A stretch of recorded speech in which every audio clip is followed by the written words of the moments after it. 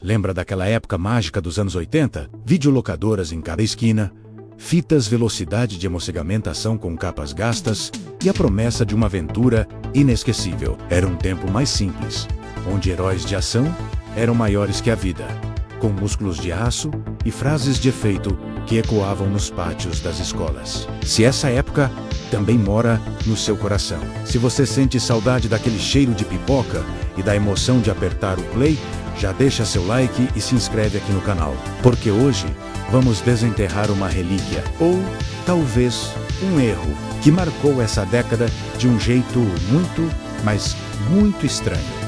Os anos 80 foram a era de ouro dos filmes de ação. Pense em Rambo, em Exterminador do Futuro, em Máquina Mortífera. Filmes que definiram um gênero, que criaram ícones, mas no meio de tantos acertos, de tantos clássicos que a gente revê até hoje, existiu um filme que pegou todos os ingredientes certos e conseguiu fazer a receita mais errada possível. Um filme que olhou para tudo que dava certo e pensou: e se a gente fizesse o completo oposto? Hoje a gente vai falar sobre ele. O filme de ação mais bizarro, mais sem noção e, honestamente, o mais errado dos anos 80. Um filme que, para muitos, nunca deveria ter existido, mas existiu. E a história por trás dele é tão inacreditável quanto as cenas que foram parar na tela. Para entender essa catástrofe cinematográfica, a gente precisa voltar para o espírito da época. Hollywood estava numa corrida frenética. Quem criaria o próximo grande herói de ação? Estúdios investiam milhões em roteiros, em estrelas em ascensão e, claro, em muitas explosões. A fórmula parecia simples: um herói durão, uma mocinha em perigo, um vilão caricato e uma sequência de tiroteios e perseguições.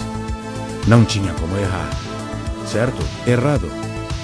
Completamente errado. O nosso filme em questão, que por respeito aos seus criadores, vamos manter o nome em segredo por mais um instante.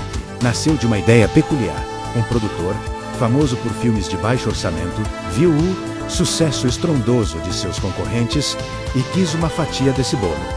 O problema, ele não tinha o mesmo orçamento, nem o mesmo talento, nem, ao que parece, o mesmo bom senso. A história começa com um roteiro que parecia ter sido escrito por uma criança de 10 anos, depois de tomar 3 litros de refrigerante. O nosso herói não era exatamente um herói. Ele era desajeitado, reclamava de tudo, e suas frases de efeito eram tão impactantes quanto um travesseiro de plumas. A trama: uma confusão de espiões internacionais, um artefato antigo com poderes inexplicáveis e um plano maligno que não fazia o menor sentido. E o elenco. Em vez de um astro musculoso, contrataram um ator de comédia romântica que parecia completamente perdido. Dizem as lendas dos bastidores que ele aceitou o papel achando que era uma paródia, uma sátira aos filmes de ação. Ele só percebeu que estavam falando sério no meio das filmagens, quando o diretor gritou: "Corta!", com lágrimas nos olhos, depois de uma cena de luta que mais parecia uma dança desengonçada. As cenas de ação eram um espetáculo à parte. As explosões pareciam estalinhos de festa junina. As perseguições de carro eram tão lentas que você podia jurar que os veículos estavam com um freio de mão puxado. E a coreografia das lutas. Imagina seus tios dançando na festa de fim de ano da firma, mas com mais socos no ar e quedas falsas. Era exatamente isso. Havia uma cena em particular que entrou para o folclore do cinema B. O herói precisava invadir a base do vilão, que ficava numa ilha. Em vez de um barco, um helicóptero ou qualquer coisa minimamente lógica, ele decide ir de patinete. Sim, um patinete, atravessando uma praia, sob o fogo cruzado de dezenas de inimigos que milagrosamente não conseguiam acertar um homem adulto se equilibrando num brinquedo infantil. É o tipo de cena que te faz pausar o filme, olhar para o teto e perguntar: o que eu estou fazendo com a minha vida? O vilão também era uma figura com um bigode falso, que mudava de posição a cada cena, e um sotaque que misturava russo, alemão e algo que só pode ser descrito como língua de vilão genérico. Ele era mais cômico do que ameaçador. Seu grande plano era dominar o mundo usando Pomboscuraio para espalhar um gás do riso. Não, eu não estou inventando isso. era esse o plano.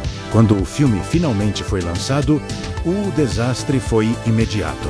O público, que esperava um novo Stallone ou Schwarzenegger, saiu do cinema confuso, rindo nos momentos que deveriam ser tensos e sentindo um misto de pena e vergonha alheia. Os críticos foram impiedosos. Um deles escreveu: "Este filme não é apenas ruim, é um insulto à inteligência e ao próprio conceito de cinema." Outro simplesmente publicou uma crítica com uma única palavra: "Não." O filme foi um fracasso colossal de bilheteria. Sumiu dos cinemas em uma semana e parecia destinado ao esquecimento eterno, a se tornar apenas uma nota de rodapé bizarra na história do cinema. O estúdio faliu pouco tempo depois, e a carreira de quase todos os envolvidos sofreu um golpe duro. O diretor nunca mais dirigiu um grande filme, e o ator principal voltou correndo para as comédias românticas, fingindo que aquele capítulo de sua vida nunca aconteceu. Mas então, algo engraçado aconteceu. Com o tempo, com a ascensão das videolocadoras e das sessões da tarde,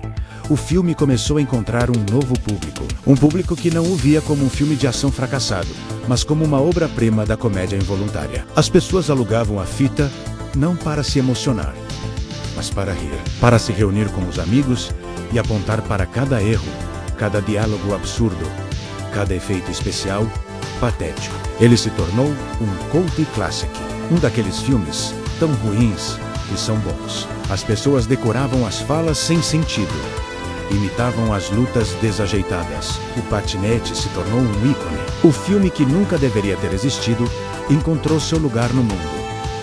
Não como o épico de ação que sonhava ser, mas como o rei dos filmes ruins. E essa é a beleza agridoce da nostalgia. Às vezes, as memórias mais queridas não vêm das obras-primas perfeitas, mas das falhas gloriosas. Aquele filme representa uma época em que se podia arriscar, mesmo que o risco levasse a um desastre completo. Representa a coragem, ou talvez a insanidade, de tentar fazer algo grande, mesmo sem os meios para isso. Hoje, quando a gente olha para trás, não vemos apenas um filme ruim.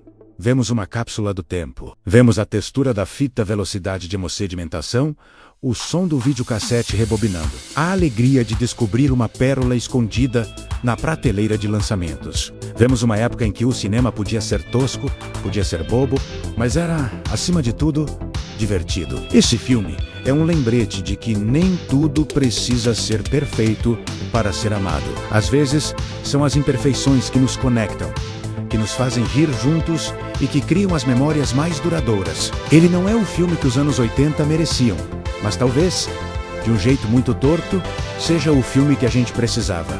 Um monumento à falha espetacular. E você? Qual o filme tão ruim que é bom que marcou sua vida? Deixa aqui nos comentários, vamos compartilhar essas pérolas cinematográficas. A gente adora ler as histórias de vocês, porque cada fita velocidade de hemossedimentação gasta tem uma história para contar. Obrigado por embarcarem nessa viagem nostálgica comigo.